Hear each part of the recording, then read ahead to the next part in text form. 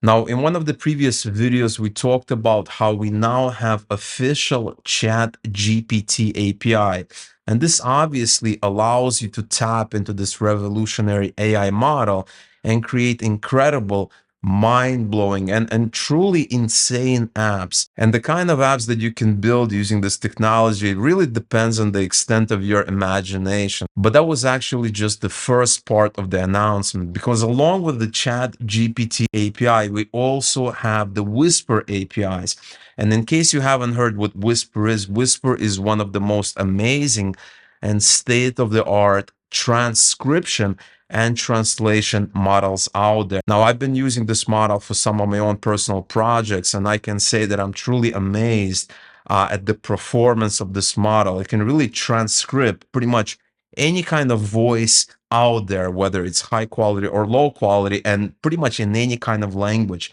And so in today's video, I'm going to give you a very, very quick overview of Whisper AI. I'm going to explain to you why it's so awesome and how it works. And then we're going to build an amazing app combining Whisper AI with ChatGPT. And you'll be able to see just what kind of revolutionary and amazing apps that you can build by combining two of these state-of-the-art AI models. Now, before we begin, as always, all the apps that I demonstrate as well as create in these videos are available from my Patreon page, which you can access using the link in the description below. And so if you first take a look at some of the documentation available from OpenAI, we can see we have speech to text, and we have two endpoints. We can transcribe audio into whatever language the audio is in, or we can also translate and transcribe the audio into English. And so the way it works is that you're going to be uploading a file,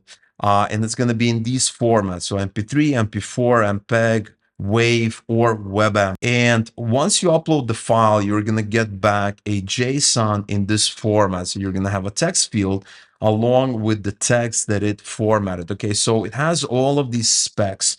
It's telling you exactly how you can send your audio or video file and get back a transcription. And so now let me quickly show you how you can send an audio file and have it transcribed by Whisper. And then a little bit later in the video, we're going to combine ChatGPT and Whisper and create some truly incredible apps together. Now, in order to create a sample audio file for this tutorial, I actually asked ChatGPT to tell me some of the interesting travel destinations in the United States. And this is what I got back. I got back a sample document with 5 top destinations. And then it tells me a little bit more about some of the other places to visit. And then what I did is I actually fed this file into an app that created an audio file for me. So as a result, I have an audio file of this text here that I can feed into Whisper AI and have it transcribed for me. And here I'm inside one of my apps that allows me to test various HTTP requests. So things like GET requests, post requests, things like that. And so if you follow the instructions on this tutorial here, you will see that you need to have 2 headers, right? So we have that bare header along with your token. And in case you don't know where to get the tokens, you can simply come over here and you can click on View API Tokens and you can create a new token here. Okay, this is something you will have to do because every one of us needs to be using their own unique token. Once you have your token, you're going to have this authorization header along with bear and then your token. And you're also going to have this content type header that's going to be multi-part form data. Next, you're going to click on body and you're going to specify 2 parameters. Okay, so if you take a look at this spec here, you're going to specify the actual MP3 file or whatever file you're using in a different format. You're going to specify the model, which is going to be Whisper-1, and then you can specify some optional parameters, but these 2 parameters are the required parameters. And so if you come back to my app here, I have the file and I am sending in my audio file, and I'm also sending in the model file. Okay, so if I double click, I can just drag my audio file here, and this is actually a text field. And so if I execute this API call, I should be getting back a transcription response. So we're going to execute this right here, and we're going to wait a little bit for the file to be uploaded. It's a small file, and for us to get back the text of the transcription. All right, so now we got a response, and as you can see, it's 200 okay. That means that everything is fine.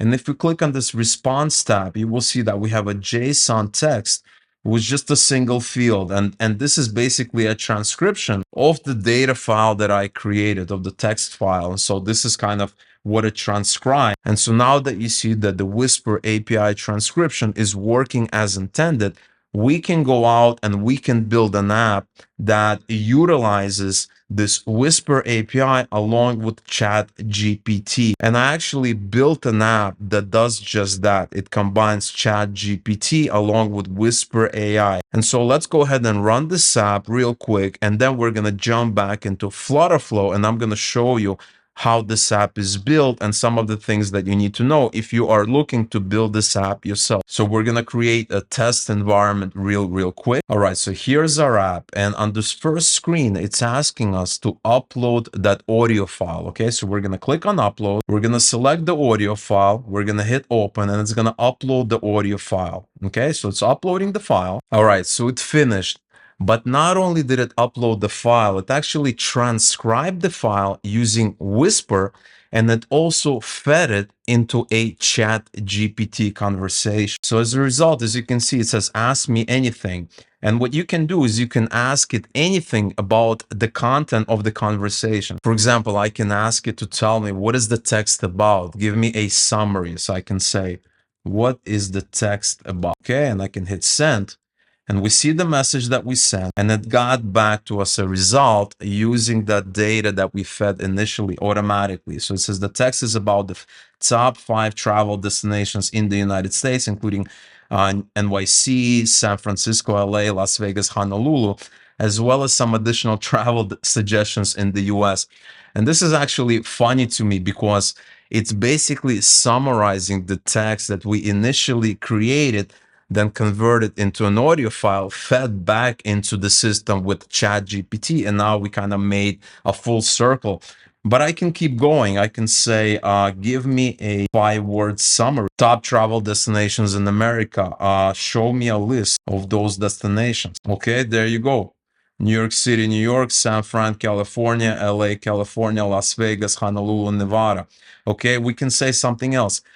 Does the article mention the best other destinations besides these ones? Okay, I think there were a couple of more that it talked about. Let's see if it knows. Okay, there we go. The text briefly mentions other destinations in the US besides the top 5. For example, the Grand Canyon in Arizona, Chicago, and the Pacific Northwest.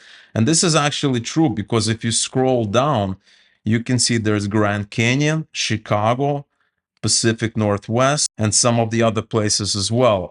Or does it mention? Yes, the text mentions the number 1, which is New York City. Okay, so it's going off the list, right? This is number 1. So it's using that as an example. And so what's happening here? Well, what's happening is that initially we are feeding a bunch of text. We are feeding some data, and then later on, we can have a conversation with it and ask it various questions about the data that we initially fed. Okay, so we can have it summarize, we can have it, give us a list, we can have it kind of talk to us. And really what we have here is a chat bot that we can query and ask questions on data that we initially fed as an audio file that was transcribed. We can also translate something if that audio was in a different language than English, and we can then ask it questions exactly how we are doing it here. And so obviously I can keep going. I can ask it all kinds of different things. I can query it on different topics, and I can get the information that I need. And so now that you've seen this proof of concept, let's jump back into Flutterflow,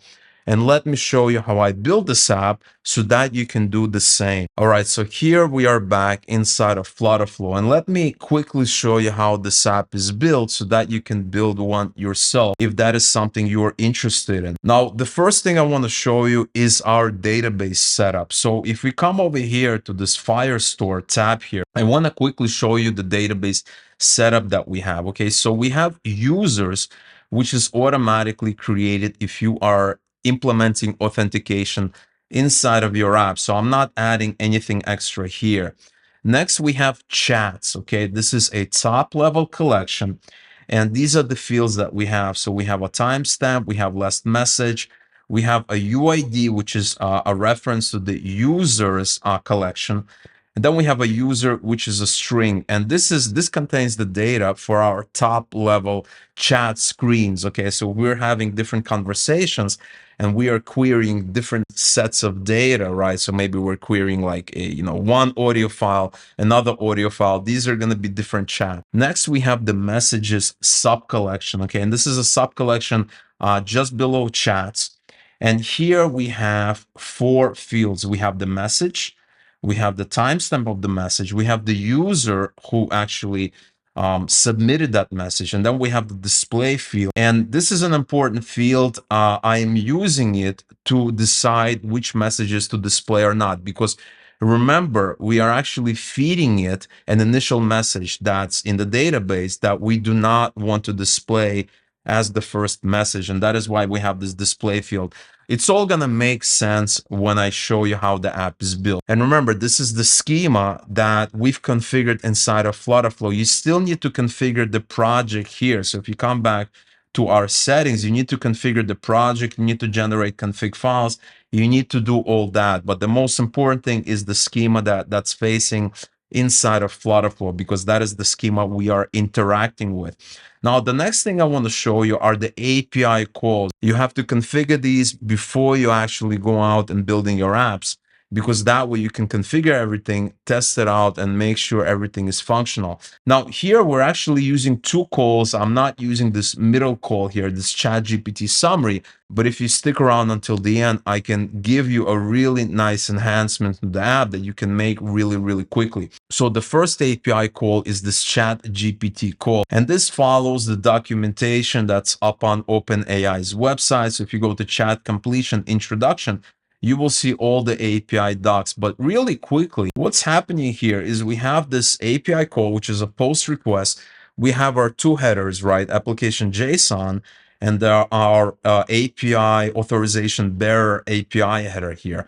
We also have the variables here, and the only variable we have are the messages, which is a string because we're going to be encoding it in JSON format, and that's what we're going to be sending. And so if you go to response and test, you will see that we have the messages here, and this is in JSON format. And then when we execute it, we are capturing this JSON path, which has the response. Okay, so that's the response that we get back, and that's the message that we need to have inside of our database. Next, we have this get transcript API call using Whispers AI, and this is the post request, and this is our endpoint here.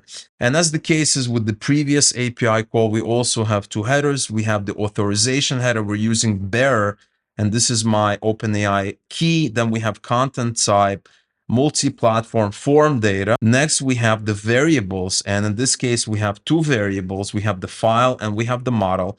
The model is a string, okay, which is always going to have this default value. We have the file, which is the uploaded file. This is the file that we're uploading, and that's pretty much it right there. Okay, so now that you've seen the database setup as well as the API calls, we can jump into the app, and I can show you exactly how it's built. So we have few pages, but the page that we want to start with is this upload page. Okay, so what's happening here? This is the page that you see when you run the app. Okay, and so what's happening is we have this nice upload button, and this upload button has actions. Okay, so as soon as the person clicks on the upload button, they are presented with a screen where they can pick the file.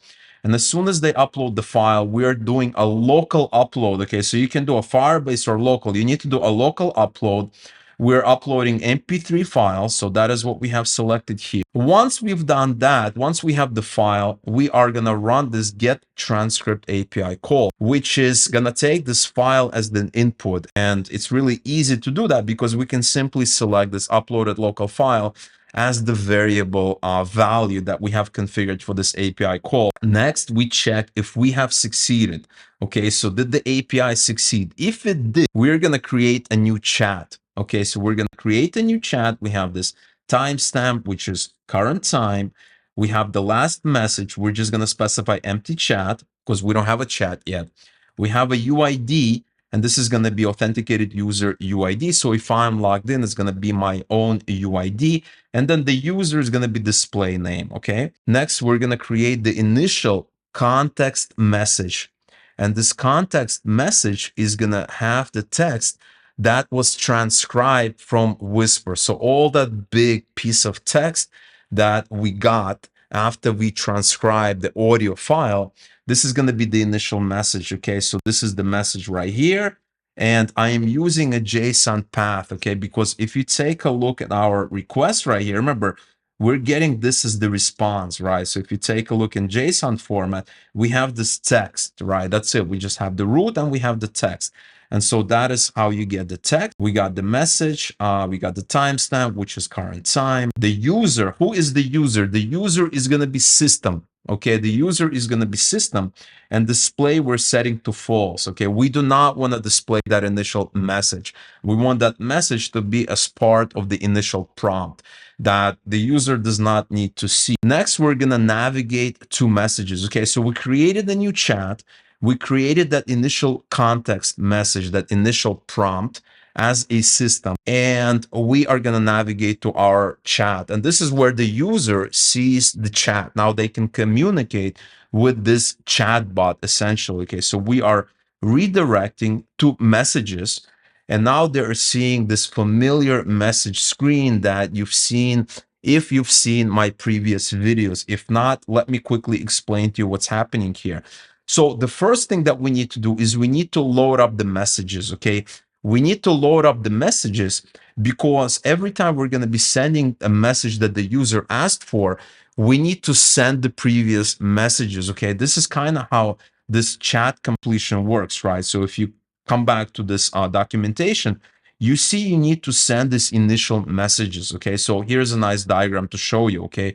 This is this GPT 3.5 flow, okay? We're going to send this initial message, but not only that, we're going to send it along with that corpus of data, that initial prompt that we transcribed after the user uploaded the audio, and we're getting a response, okay? And the response could be, tell us about this text. What is this text about? Summarize it, okay? Now, after we've received the response, if we want to send another query, we want to ask the chatbot something else, we need to take all this data again and send it again. And then we're going to get a response, maybe our second response. We're basically collecting all this data and we keep sending it. And that is how you keep state, okay? So if we go back to our app, what's happening is that we are first loading the messages and we're displaying the messages, and I'm doing a list view here, and inside my list view I am actually, if I edit this backend query, I am listing the messages from the chat ref that we just created.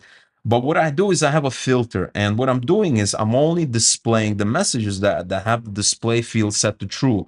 And that is all the messages except that initial message, except that initial system message. Okay, and I'm also sorting them by timestamp in the increasing order. That way we can see the messages, the freshest messages at the bottom instead of at the top. Okay, now the next important thing is when you send a message. Okay, so what's happening is here, when you go to the actions panel, when you type in the message and when you hit send, what we're doing here is we're creating a new message right away, because this is the user's message. We don't need to do anything with it. We just need to save it.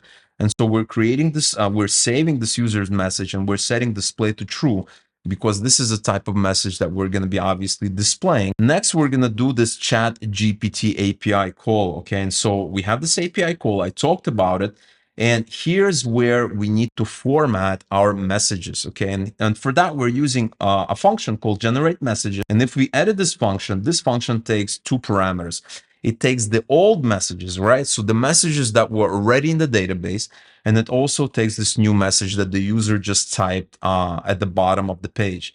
And so if we edit this function, right, this is kind of what the function looks like. We are basically in this part, we are essentially cycling over the older messages, the existing messages, and we are looking at the user. If the user is system, then the role is system. If the user is ChatGPT, then the role is assistant. Otherwise, if the user is none of these, then the role is user. This is my messages as the user, and then we're adding all of these messages to this message list, okay, because it needs to have a list of objects, and this is exactly what we're doing. Last but not least, we are adding the message that the user typed, and we're setting the role as a user. This is this new message, and then we're running it through JSON encode. Okay, we need to encode all of this. We need to convert it into something that the system can understand. Okay, so if we go over here, if you come this edit this API call, you will see that we need to have it in this format. And when you're writing code, when you're putting in the code, it doesn't appear like this. That's why you need to encode it in this JSON format. Okay, so if we go back to our app, and so after we've sent this API request, we are checking it. Was it successful? If it was, we are going to create a new document for the response. Okay, we're going to create a new message document, and the message is going to be the response, right? And I'm using code expression to trim it out, right? Because the response we're getting, it has some new lines and stuff like that. I'm using it to trim because I just want the string. I don't want the stuff before the string or after the string. I just want the string itself. And we are setting the fields, timestamp, user, ChatGPT, and display is true. And then we're also updating the actual chat document, that parent of the messages, that top level collection. And we need to update last message, and we need to upload the timestamp. That's all we need to do. And after that, we just clear the fields, okay? So very, very basic flow. But what's interesting here is that when we are displaying these messages, right, I have a stack, which means that I have, row that displays messages for me and row that displays messages from the bot. So row other is the bot's messages, right? And row me are my messages, right? Row other is actually a conditional visibility where the user does not equal to display name, where row me is conditional visibility where user is equal to display name. Okay, so that way we can display messages conditionally based on whose message is it, who sent the message. And you're going to see that expected UI that you see in iMessage, Telegram, WhatsApp, apps like that. You're going to see the other person's message here, then my message here, the other person's, my message, stuff like that. And that's the UI right there. We also have the main chats UI, and this is accessible from our bottom navigation bar here. And if we click that, we're going to see all the conversations we are having. And that way you can continue to have different conversations depending on the data that you are querying, which I believe is very, very useful functionality here. And so that's how you build an amazing chatbot that works off your data instead of general purpose data that's out in the internet. It's going to be super useful in cases where you just want to query something about that data instead of reading it word by word and trying to understand. Now, I personally know that there are tons and tons of uses for apps like this. And really, there's so many things that you can do with apps like this. You can build it for yourself. You can build it for others. You can build a business out of it. You can create a SaaS product. You can also use it as an internal tool inside of your company. And really, it's up to you how far you want to take this functionality. But the most important thing is this functionality and this technology is available right now, and you can start using it today. And so if an app like this interests you, then being able to view and or clone the specific app is the next best step.